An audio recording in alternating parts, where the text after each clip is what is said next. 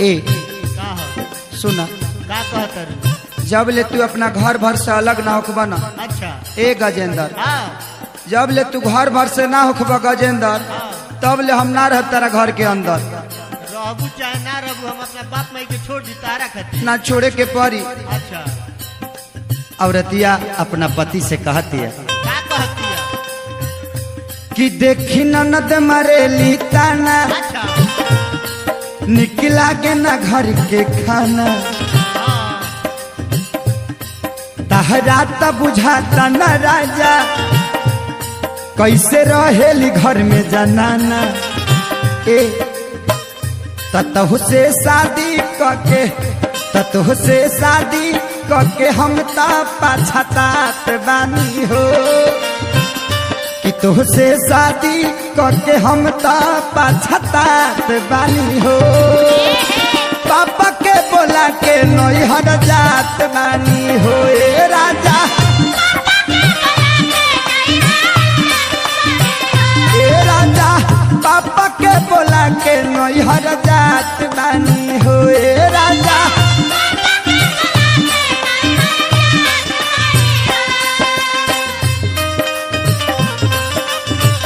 ना मन बना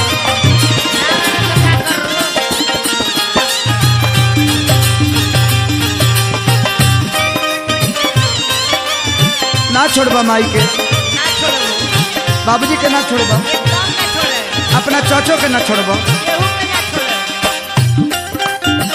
खेत के ना से लेबा एकदम ना छोड़े तारा लेबा सुबोधवा के ना छोड़बा बोधवा काहे छोड़ दी भाई हो बेचारा ना छोड़बा ना छोड़े केहू के ना छोड़बा केहू के ना छोड़े तो ना छोड़बा रुपेश के संग रहबा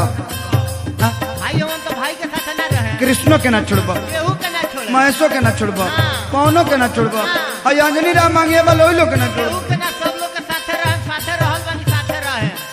हमरा साथ ना रहबा तारा चलते सब कोई के छोड़ दी सब लोग के साथे रहबू तो रह अपना कमाई सारा भोर भोर में बाटला हम कुछ कहिले ता हमारा के डांटला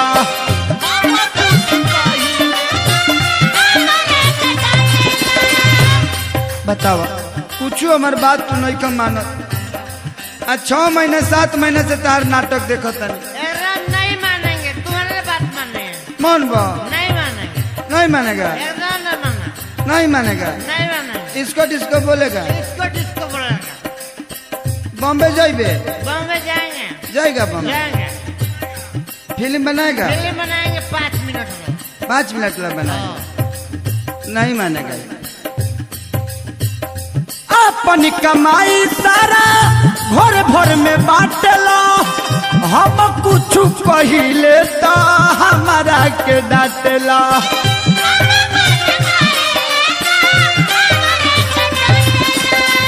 एगो तोहरे कारण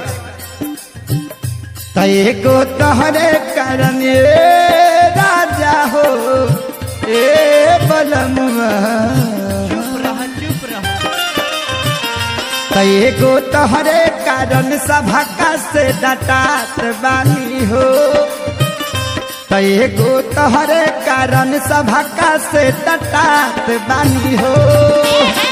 पापा के बोला के नैहर जात बानी हो ए राजा ए शंभू बाबा हे नहीं बा एकरा के समझाव ना मनाइबू तू मनाइबू मनाइबू उठाई मान जा। मार के तूर देंगे पुट्ठा अरे देखो देखो हेऊ लोग के मुंह देखो एकरी के तू देखो मुंह तू देख के जुड़ा नहीं क्या मानत ई सबका साथे रही हमारे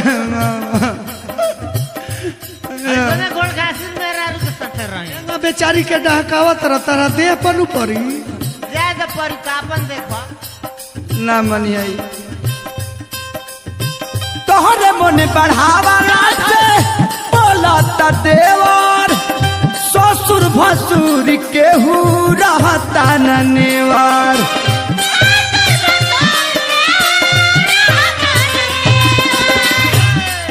एकरे चस्कावला से हूँ सुबोधो बोला था कृति सेंटर वाला दिगवा दिगो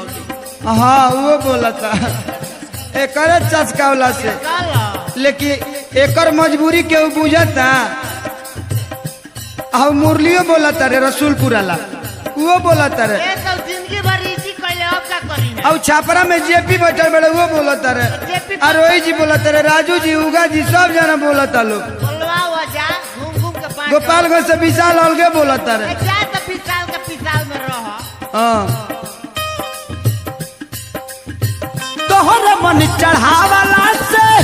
बोला देवर का बताई ससुर भसुर केहू रहता नेवार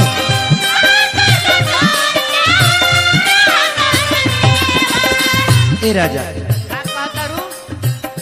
कि तोहरे इज्जत तार इज्जत खाली इज्जत देखत नहीं से बुढ़ऊ के छोड़त न तो उनकर इज्जत उतारे में टाइम ना लगे बुझला कि ताहारी इज्जत बानी ताहार इज्जत गुनी बुढ़ऊ से लजात बानी हो ताहार इज्जत गुनी बुढ़ऊ से लजात बानी हो पापा के बोला के नैहर जात बानी हो ए राजा ए राजा पापा के बोला के नैहर जात बानी हो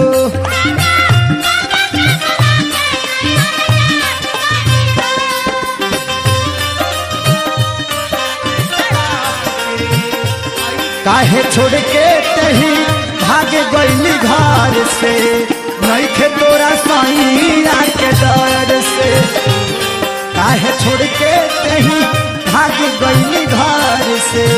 नइखे तोरा सैया के डर से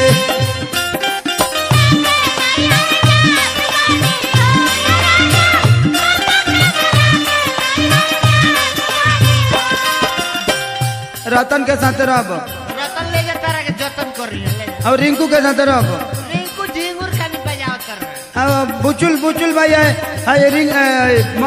मुन्ना के साथ रहब मोना जी बुजुल के मन के बा उनका एज एक्सपायर हो गई बा दुर्गापुर वाला ओम प्रकाश का जोरे रहबो ए ओम प्रकाश के बस करो बा छोटू बता तरह छोटू बा काम के आदमी है बंदा अरुण भाई के जय भाई के साथ रहब रहब तू ना रहो रहब मनोज के संग रहब तू तू जा रहो हाँ अब बिक्कू के संग रहब तू हाँ रिंकू तो फेकल फिरता रुंगा के पूछ तू तार अब छोड़ दे तारा के तू अपन देख हम अपन देख ए तो व्यवस्था कर ले जा मैं देखो ई भिखारी के मुंह देखो ई ड्राइवर के मुंह देखो भिखारी तो भिखारी हो गई बड़ा हाँ रही और रुपेश के संग रहब दीपिका के संग रहब हां तार लोला कुछ आई तारा के बनवाए तबे बुझो ए लोला कुछ हमार तार भोला न कुछ फिर तू कमलवा के संग जाल बजब फिर समीरान के लगे चाय पियब फिर तार दासा वही कर बुझ लिया कृष्णा महेश बात सुन लखे सारी अब नहीं सुनब हम पावन के गारी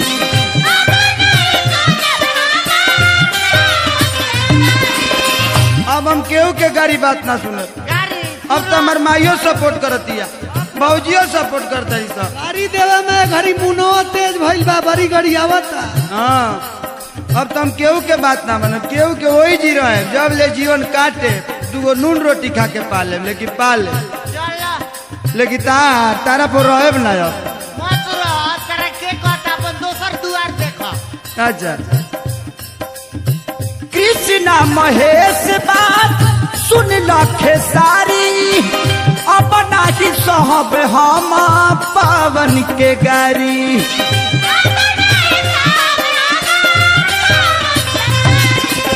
सुना तो हम सुबोधाव के बलमुआ ए राजा करे जाए सैया राजा जी एकरा फेर में ना रहबू ना ना रहबू तब सुबोधाव के तो हम सुबोधाव के तनी न सुहात बानी हो। पापा के बोला के नैहर जात बानी हो। ए राजा ए राजा पापा के बोला के नैहर जात बानी हो। कृष्णा भैया तोहार के पेट में के बड़ा तोहार के रखल गइल बा। पहिले मोटा रहनी अब बता दुबरात बानी हो। सुना खाली लड़का के मुंह देखतानी, एगो छोट बच्चा के मुंह देखतानी, बुझला। ई बच्चा कहां से ले आइल बा? तो देख के लड़का के मुहवा के घबरात बानी हो। पापा के बोला के नैहर जात बानी हो। ए राजा ए सैया पापा के बोला के नैहर जात बानी। ए राजा पापा के बोला के नैहर जात बानी। ए सैया पापा के बोला के नैहर जात बानी। ए राजा पापा के बोला के नैहर जात बानी। जान नैहरे रह, अपना भाई पर रखले बारू तो रहबू ना होई जी। बिहारमस्ती.in